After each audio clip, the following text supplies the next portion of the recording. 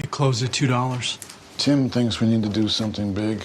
Ben agrees, and so do I. What can we do? AIG's not even a bank. The Fed can lend to non-banks under unusual and exigent circumstances. We're thinking of taking over 80% of the company. Hank, we can't. This morning, we were lecturing the entire country on moral hazard. AIG has collateral. They have assets. Lehman didn't. We couldn't lend into a hole. It's not the same story. Nobody's gonna care. It's another bailout.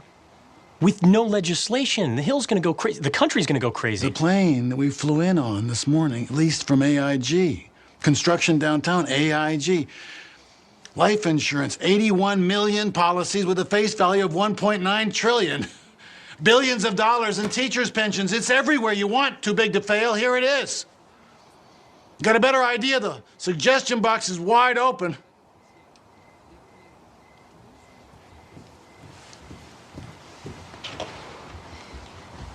I hate to do this right now, but I'm gonna have to have a press call first thing, and I really don't know what I'm gonna tell them.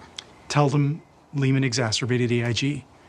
The simultaneous payouts of CDOs and credit default swaps put catastrophic pressure. Go back further. The global pool of investment capital. She has to do this in English. Start with the homeowners. Okay, here's how you explain it.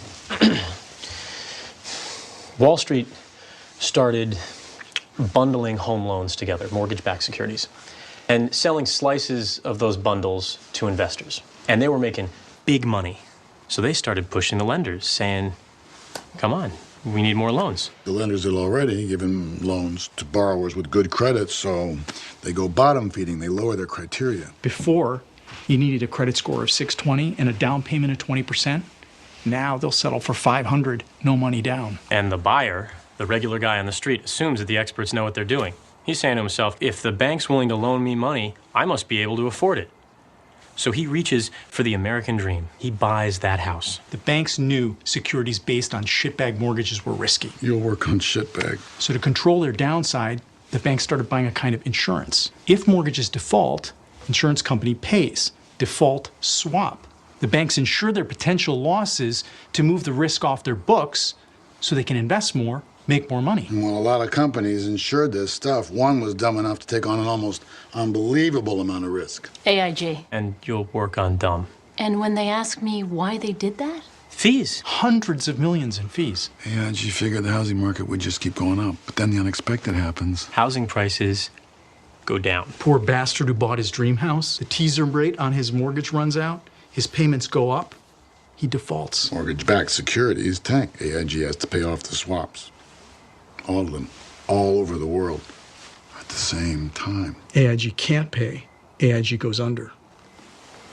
Every bank they insure books massive losses on the same day. And then they all go under. It all comes down. The whole financial system?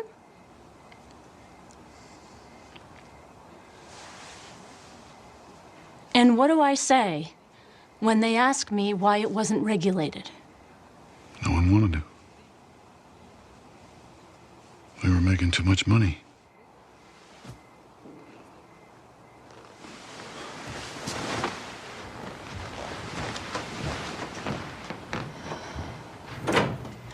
You'll work on we were making too much money.